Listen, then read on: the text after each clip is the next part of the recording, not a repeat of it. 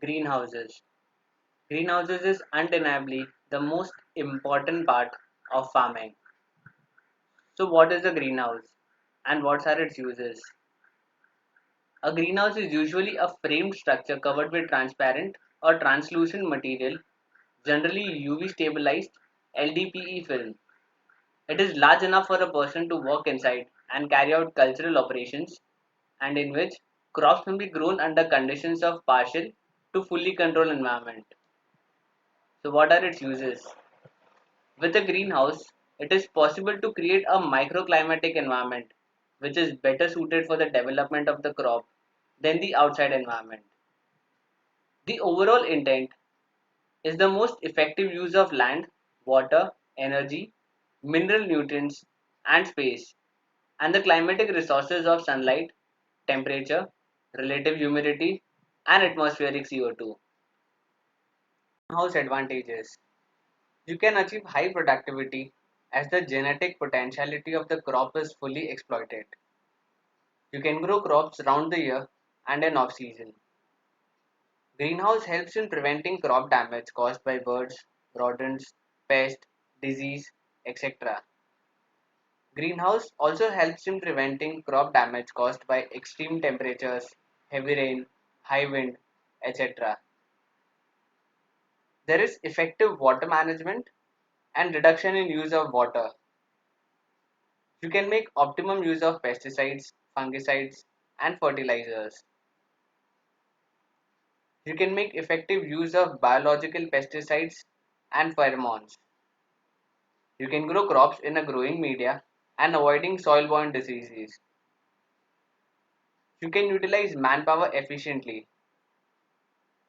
Cropping program can be planned according to the market need. During the non-cropping season, drying of produce can be taken up with entrapped head. Scope for automation and artificial intelligence is increased. There is no denial that greenhouse definitely helps increase your yields. However, there are few challenges that you cannot avoid.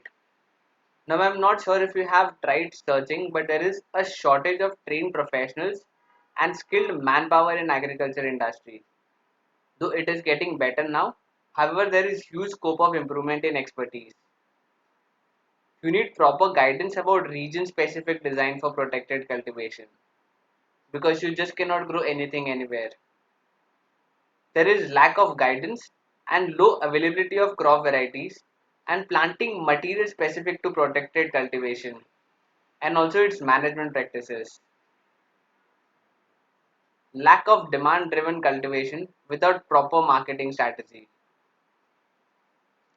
Before you choose your site for the greenhouse, it is very important to consider a few points which are listed below. The greenhouse should be nearer to the market. There should be adequate communication. The greenhouse should not be located in the vicinity of an industry as pollution has its effects on greenhouse crops. The greenhouse should be fairly shadow free. There should be sufficient windbreaks like tree line or hill should be located on the northwest side. The greenhouse should be well drained with land slope of 2 to 3%. While making the greenhouse, you need to consider future expansion. In snow regions, trees should be 30 meters away from the greenhouse to avoid drift. The greenhouse should be located at a distance from large plants or trees and multi-story buildings. There should be no object taller than 3.3 meter within 9 meter of greenhouse in east, west or north side. Choosing the orientation of greenhouse is as important as choosing the site for your greenhouse. For a single span greenhouse, the orientation should be east-west. For multi-span greenhouse, the orientation should be north-south. For vegetables, orientation should be east. For flowers, orientation should be south. The surrounding trees should be at a distance of 2.5 times of the height of the tree to prevent from shading effect. In winter, you need 50% shading, and in summer, you might need 100% internal shading, as it is preferred to prevent excessive heat inside the greenhouse. Depending upon light intensity, wind direction, and velocity, the opening of top vent should be towards the leeward side. The slope along the gutter should not be more than 2%. The slope along the gable side should not be more than 1.25%. So this is your wind direction, this is your leeward direction. There are a few guidelines which will help in selecting the right greenhouse structure. So your greenhouse structure should be functional and easy to operate. It should allow for planting variety of crops. The structure should be strong enough to withstand extreme climate conditions. It should be strong enough to support the load of internal service systems and plant foliage. It should require minimum shading. The structure should have maximum longevity. It should be easy to service, cover, and recover with cladding material. Last but important, it should be economically viable. There are a few set standards for construction of greenhouse.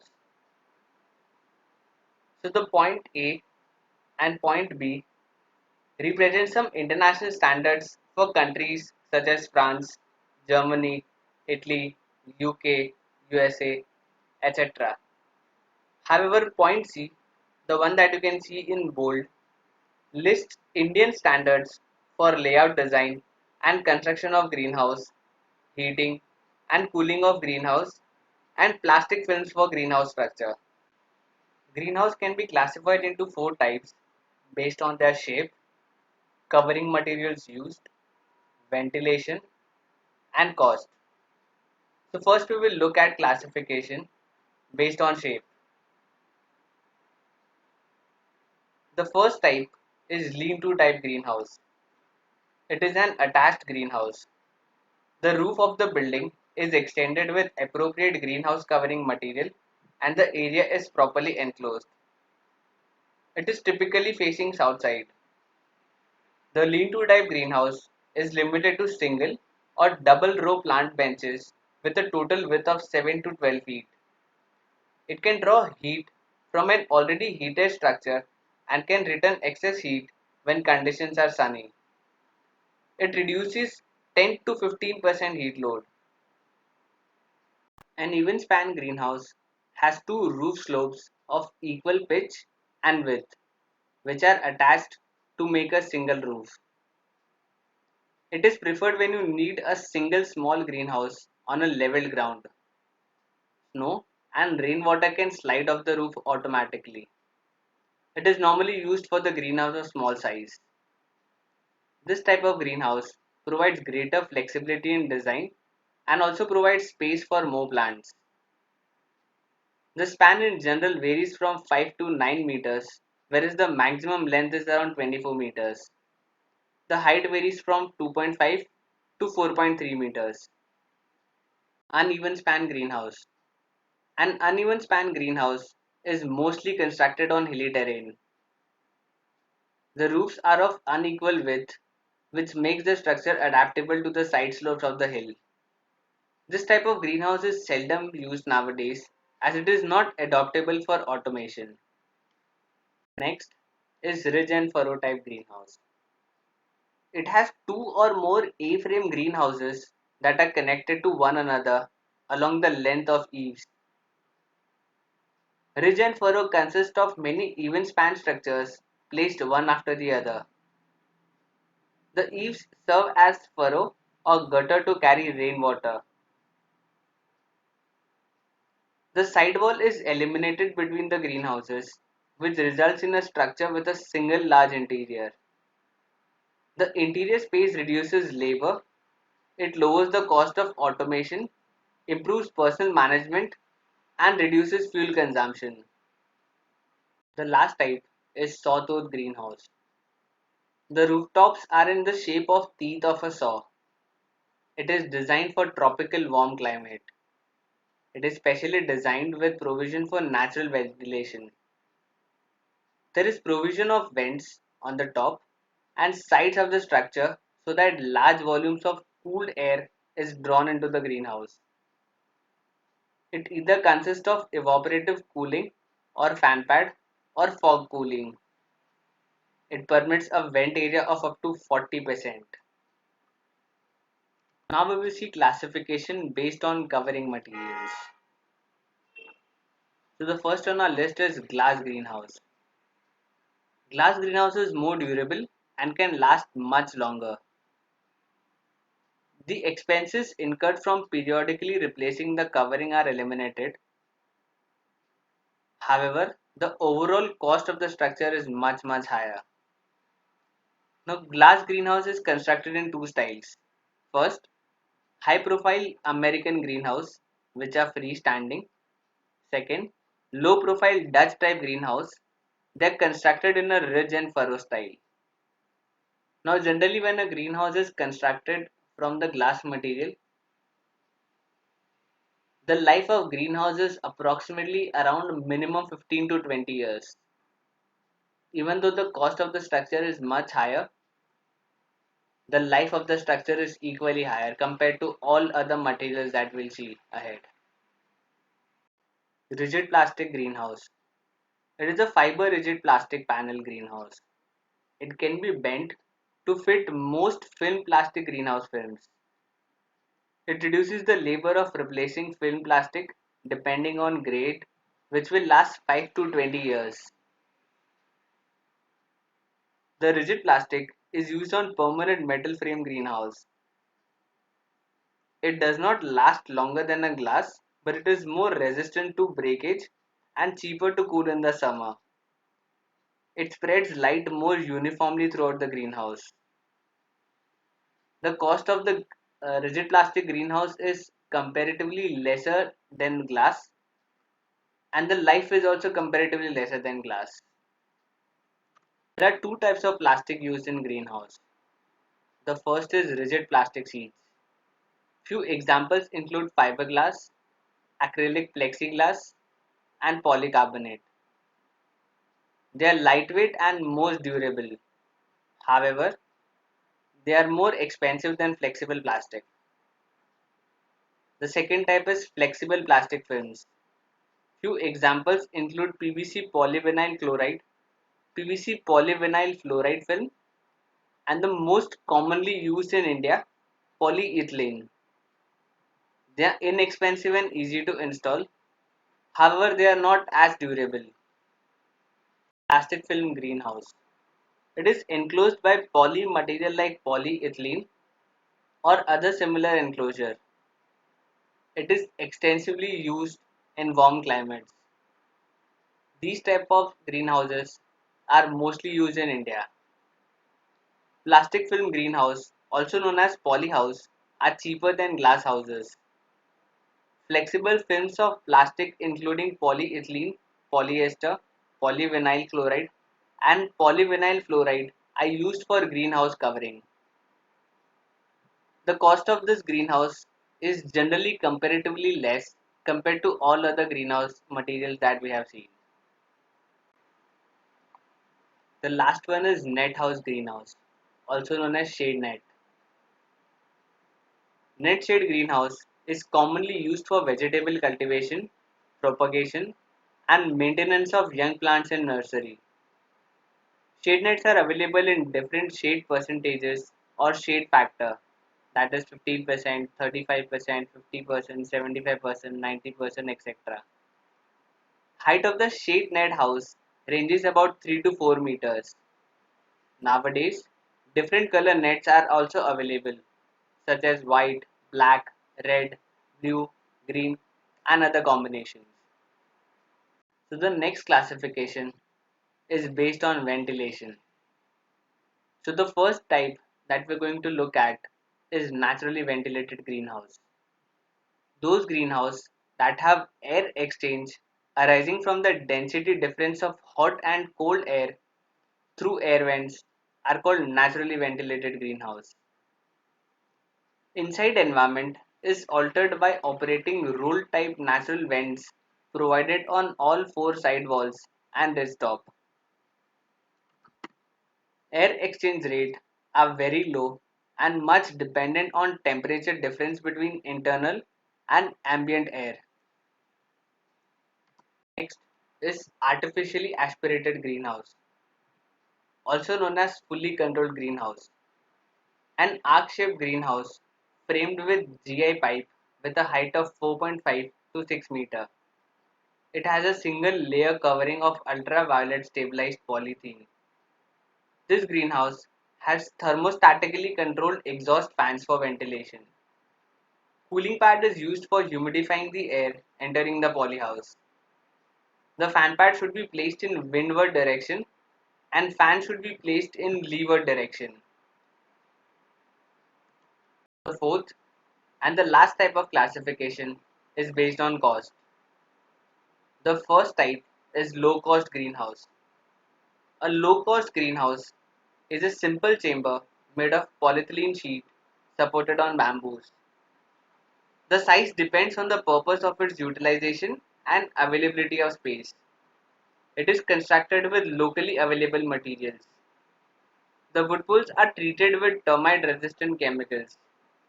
Temperature increases by 6 to 10 degrees more than outside.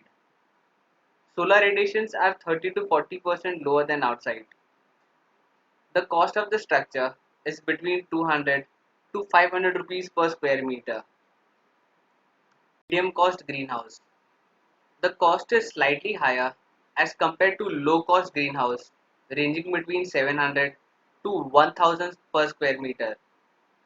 It is an arc shaped greenhouse which is constructed by GI iron pipe having ridge height ranging between 4.5 to 6.5 meter. The size varies from 500 square meter to 4000 square meter. It has a single layer covering of UV stabilized polyethylene of 200 microns. The inside environment is altered by operating roll-up type natural vents. It is suitable for dry as well as warm climatic zones. You will find a lot of medium cost greenhouse in India. The last type is high cost greenhouse. The design of greenhouse is similar to that of medium cost greenhouse. The major difference is that a high cost greenhouse is equipped with automatic control system. High cost greenhouses are more suitable for highly sensitive crops. It has different control systems such as temperature, relative humidity, pressure based, timer based, and light based control systems. Any change is indicated through sensors or signal receivers. These sensors measure the variables, compare the measurement to a standard value, and finally recommend running the corresponding device. The temperature sensor controls the heating or cooling mechanism and thermostat operated fan. The relative humidity is sensed by optical tagging devices. Boiler operation, irrigation, and misting are operated under pressure sensing systems. They are highly expensive and require qualified operators for maintenance, care, and precautions. The general cost of high cost greenhouse ranges from 2000 square meter to 3500 rupees per square meter. Farm setup cost. The most commonly used type of greenhouse in India is polyhouse. It is made up of polyethylene. The cost involved in polyhouse construction depends on the type of polyhouse. If it's a low cost polyhouse, it will cost you between 300 to 500 per square meter. This will be without fan and pad. Then it is medium cost polyhouse. The cost will be between 700 to 1200 per square meter. This will also be without fan and pad. This is most probably a naturally ventilated greenhouse or polyhouse. You can easily close the price at 700 to 800 per square meter due to ongoing competition. However, final price depends on location as well. And the last one is high cost polyhouse. The cost is between 2000 to 3500 per square meter. This polyhouse will be fully automated. So now we will take a look at the cost of a standard polyhouse with the size of 30 feet by 96 feet. So the length is 96 feet and the width is 30 feet. Height is 12 feet. Fan should be of 1 HP and pad for cooling should be made of cellulose. The width of the pad should be 4 inches. The height should be 5 feet and length should be 30 feet. The roof angle should be at 25 degrees. Vent opening should be at least of 50% floor area. For infrastructure, you need to use hot dip GI frames. Your exhaust fan should be of 0.5 HP. The fogging droplet size should be between 30 to 50 microns. Last and one of the most important aspect, the planting capacity can be between 500 to 5500 plants if DFT system is used. However, it should be noted that this will change if you use different type of system. Next, we will take a look at cost of a standard polyhouse with the size of 1 acre. Before we move on to the next slide, these are the components and these are the cost as per 30 feet by 90 feet. I will share an Excel sheet for this. You can take a look at it. So now we'll check cost for 1 acre. So what will be the cost of all three types of polyhouse on 1 acre land? So the first we'll check for low cost type polyhouse. So for low cost type polyhouse, it will cost you approximately 16 lakhs. This will come without fan and pad. For medium cost or naturally ventilated polyhouse, it will cost you somewhere between 30 to 40 lakhs. And for expensive or high cost polyhouse, it will cost you over 1 crore. Some even quote 1 crore 20 lakhs, 1 crore 30 lakhs, but it is definitely above 1 crore and this will be a fully automated polyhouse. However, please note that the cost will vary depending on location, the state's technical standardization for polyhouse, and other market variables such as labor and other required material cost. So these are not fixed figures, these are approximate figures and they are bound to change as per location of your polyhouse and the state which you are located in. So do not take this as a 101. So now we will discuss multiple finance options that you can opt for. So let's take a look at the list of available finance options. So the first is Mudra, then comes NABARD, then SIDBI, then CMEGP, and the last is PMEGP. Now there's one thing that I would like to inform beforehand about CMEGP is it will vary from state to state. This will not be consistent throughout India. However, PMGP is applicable throughout India and CMEGP will differ from state to state. So let's take a look at the first finance options, that is Mudra. So there are three types of Mudra loans available. First is Shishu loan. You can apply for loan up to 50,000 and it is for startups and first time entrepreneurs. Second is Kishore loan. You can apply for loan from 50,000 to 5 lakhs and it is for entrepreneurs and existing business. Third is Tarun loan. Under this, you can apply for loan from 5 lakhs to 10 lakhs and it is for businessman and the loan can be used for business expansion. Now we'll check about eligibility. Who can apply for Mudra loan? So below is the eligibility criteria. All applicants with minimum age of 18 years and maximum 65 years. Any individual and MSMEs, business owners, traders, retailers, manufacturers, small industrialists, individuals involved with agricultural activities and startup entrepreneurs. So these are the list of eligible people who can apply for the loan. Next, we will check features and benefits. The interest rate will vary from bank to bank. Your loan amount will be as per your business requirements. There is no collateral or any kind of security required. There is no minimum amount for the loan. However, the maximum loan amount under Mudra is rupees 10 lakh. The repayment tenure is up to 5 years. However, there are no processing charges. Mudra loan can only be availed by enterprises engaged in manufacturing, trading, and service sectors. All non-farm enterprises, that is small or micro firms engaged in the income generating activities, can avail Mudra loan. Availed loan amount can be used for term loans and overdraft facilities.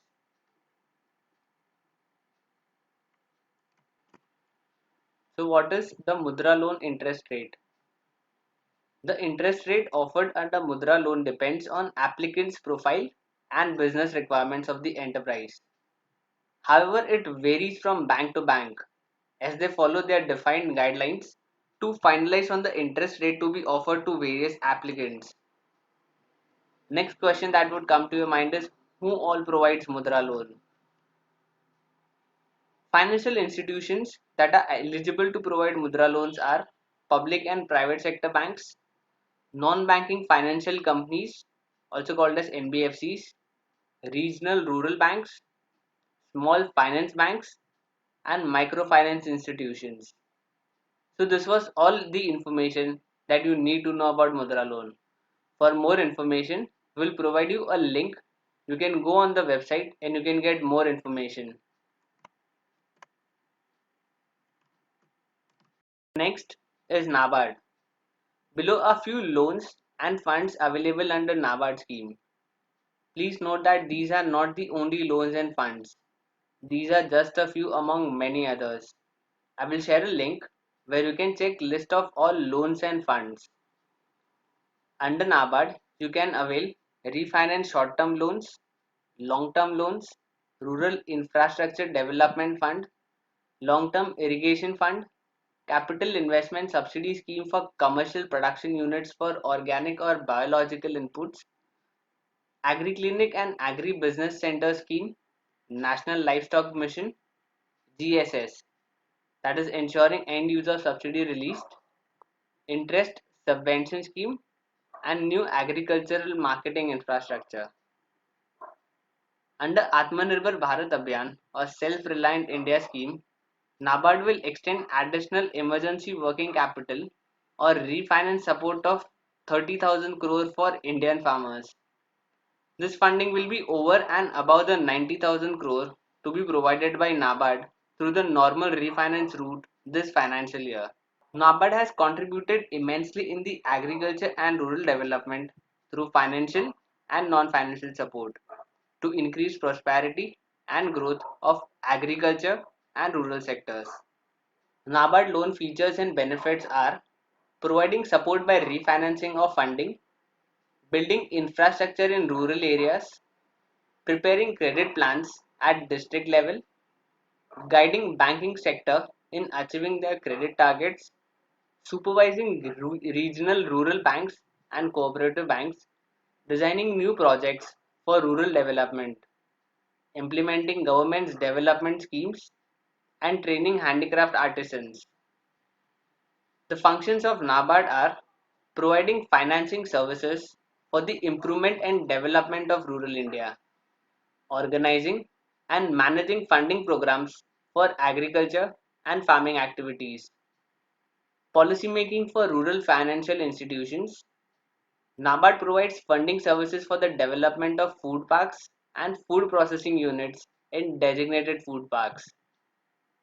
NABARD offers lending services to warehouse and cold chain and cold storage infrastructure. It provides short-term and long-term refinance services to its customers, also providing direct refinance services to cooperative banks. It offered credit facilities to marketing federations. And last, specializes in providing long-term irrigation and rural infrastructure development. SIDBI. So what are the objectives of SIDBI? Small Industries and Development Bank of India mainly focuses on financing, promotion and development of micro, small and medium enterprises. SIDBI majorly follows four major objectives which are development, promotion, coordination and financing. Some of its key functions include SIDBI offers financial support to MSMEs, small scale industries and other service sectors. It provides funding via banks, NBFCs, SFCs and other financial institutions. SIDBI aims to create equilibrium in the financial sector by strengthening credit flows and promoting skill development. Let's take a look at the products offered by SIDBI. SIDBI Make in India Soft Loan Fund for Micro, Small and Medium Enterprises. Smile Equipment Finance. Loans under partnership with OEM. Working Capital. SIDBI Trader Finance Schemes.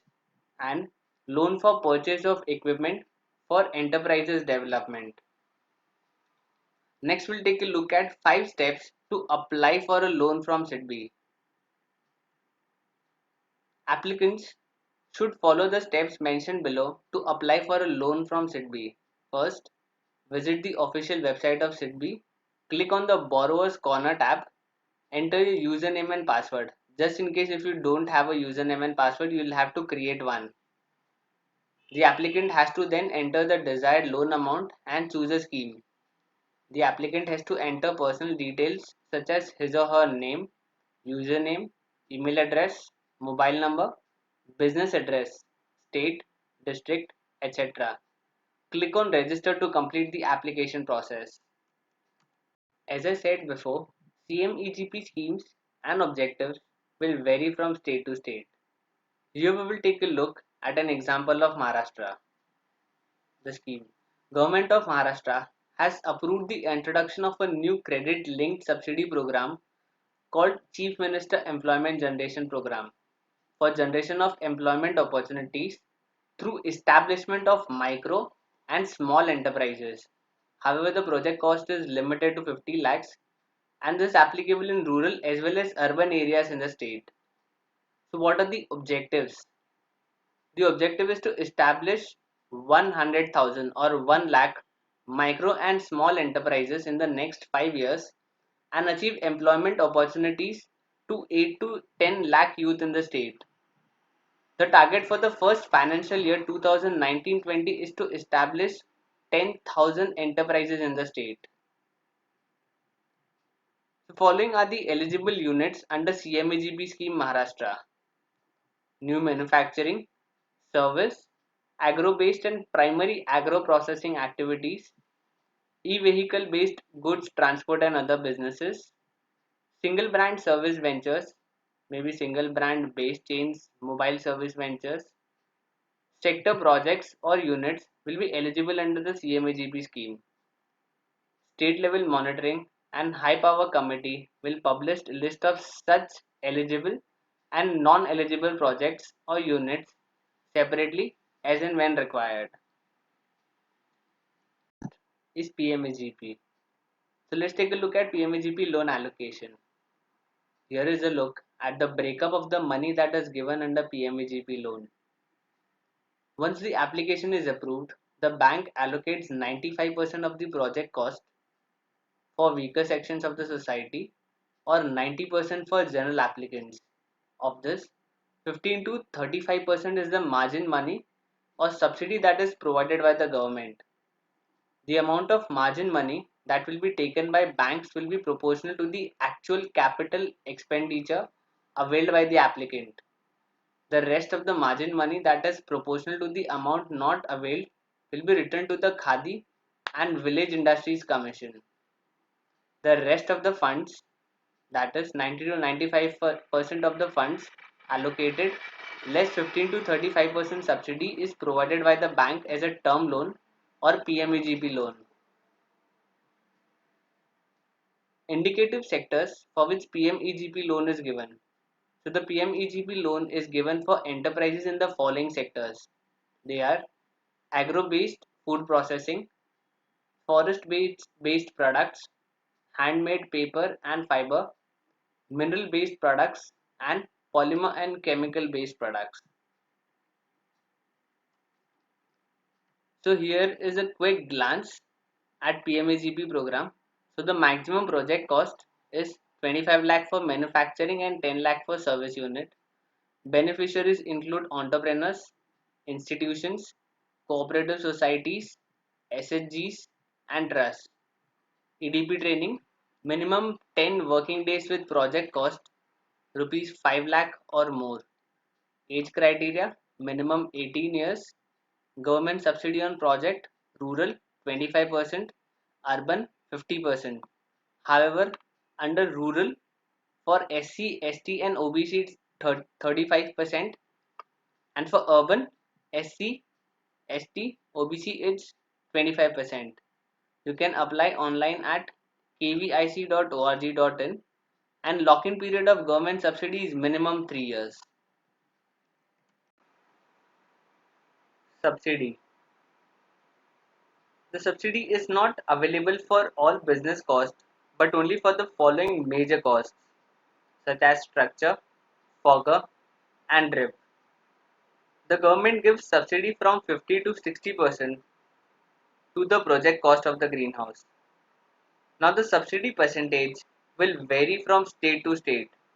There are some places like Telangana, Andhra Pradesh, Bihar, etc. For some caste cursed people, the subsidy is up to 90% of the cost. For the subsidy purpose, loan should be taken from National Bank or District Bank, and this is a precondition that the government has stated in the subsidy norm. Subsidy is available for each state separately by National Horticulture Board. In order to get details of the respective states, the farmer needs to go to NHB website and search for the subsidies and schemes available at the states and avail the same. The subsidy is dependent on the state government of each state. The subsidy amount and clauses change state-wise. The best way to find whether you can claim a subsidy or not is to meet your district's Krishi Adhikari, as he or she will guide you in your process of claiming subsidy as well. Recently, Maharashtra government has provided 50% subsidy to farmers to adopt hydroponics for growing animal fodder. Now there are few prerequisite documents that are required before applying for subsidy. So you will need a detailed project report. You will also need a certified copy of records of rights over the piece of project land.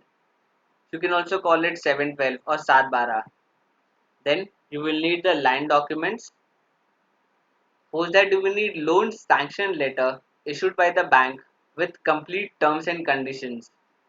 You will need Aadhaar card, bank details, and PAN card. However, there is an important note.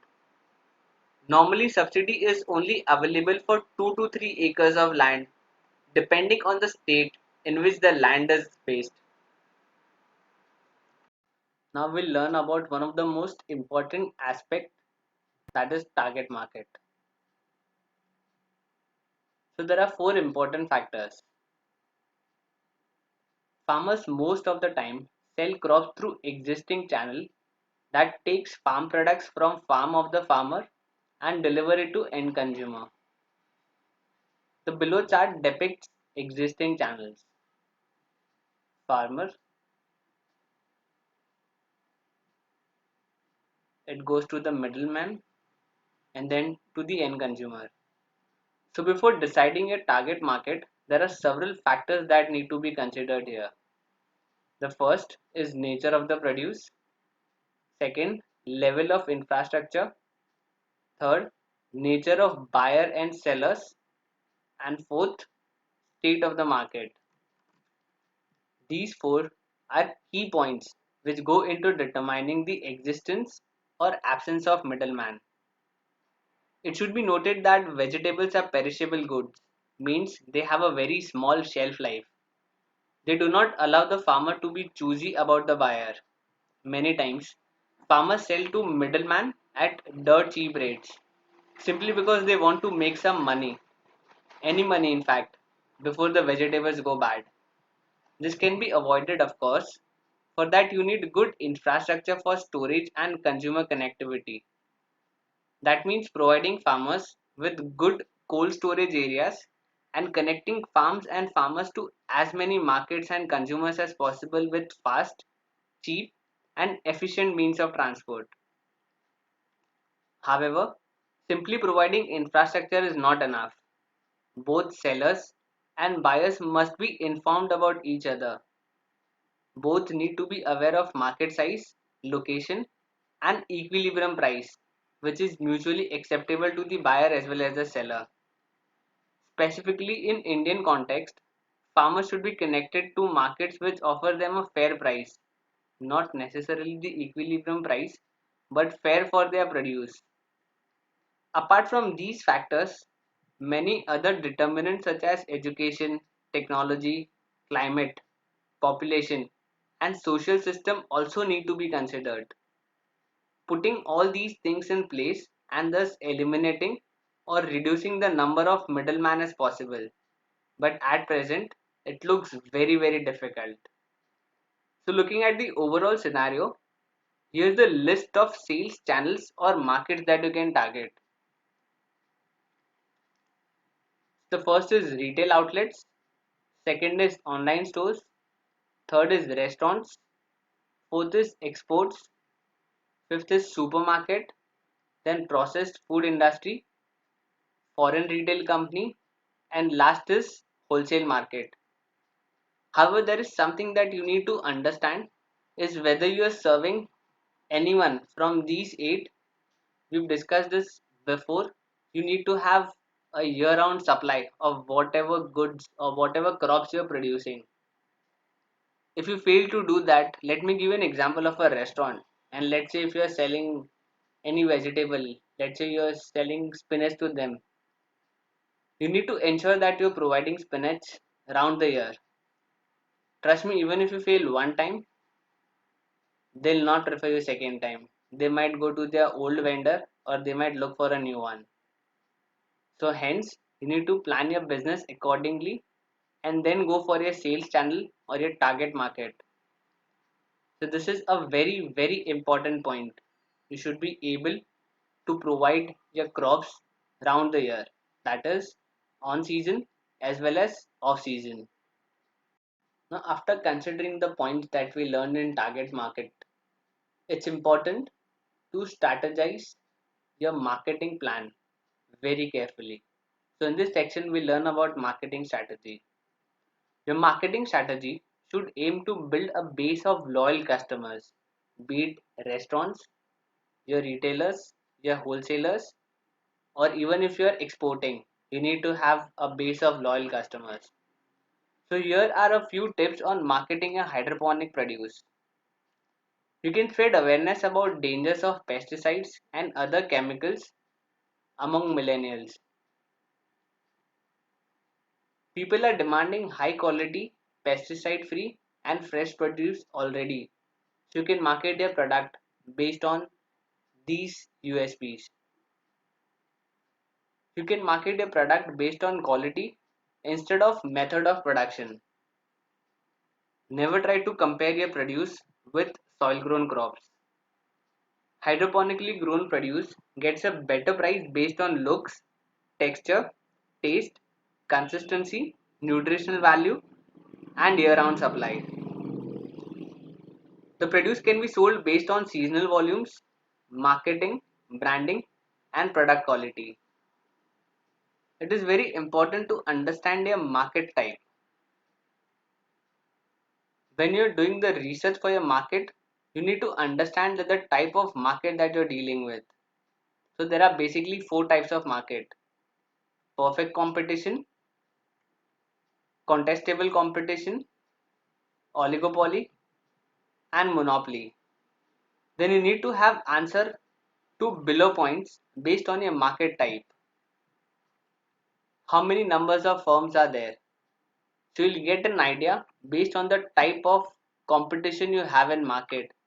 Like say if it's a perfect competition market, then there'll be huge number of firms in the market competing for market share. Then entry barriers. If it's a monopoly market or oligopoly market, then the entry barrier will be high or very high.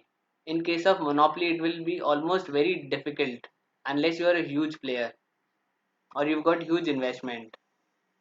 Next is pricing power. In case of perfect competition, the companies are normally the price taker. They take the price that is going on in the market, and in case of monopoly, they are the price maker. Then standardization.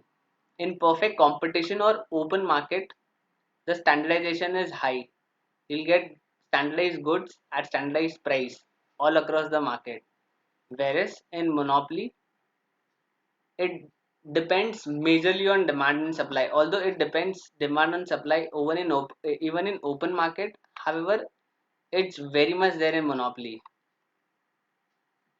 Then size of the firm.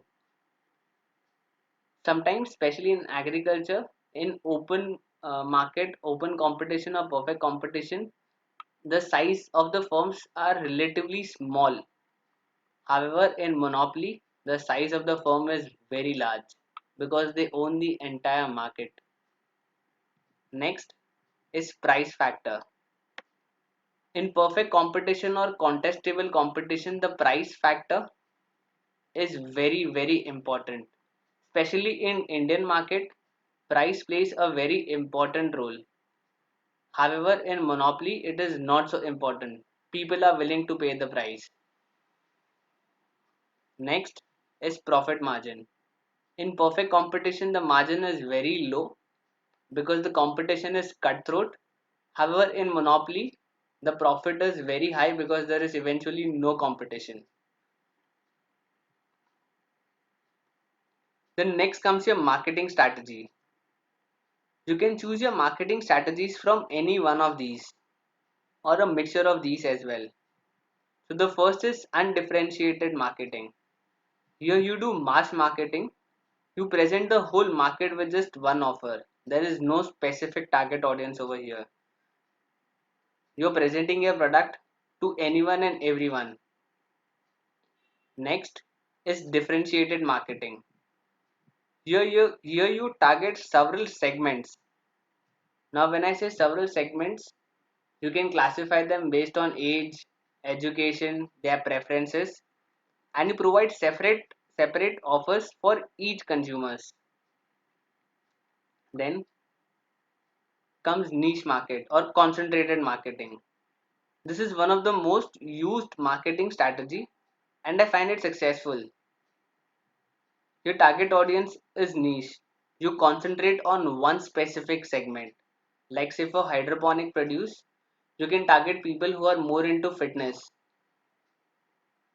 Last is micro marketing. Here your target area is local, neighborhood or specific stores. So when we go from undifferentiated to micro or niche marketing, we are going from broad targeting to narrow targeting. Ideally, it is suggested that you go for concentrated marketing or differentiated marketing. So this was about the marketing strategy. So it is very important you understand your market, how it works, what is the operations, what is the situation. You also need to be very confident and knowledgeable about what your product is and what your product can offer. And based on that, you need to plan your marketing strategy because eventually marketing can make or break your business. So plan your marketing strategy accordingly and if required, take the help of an expert.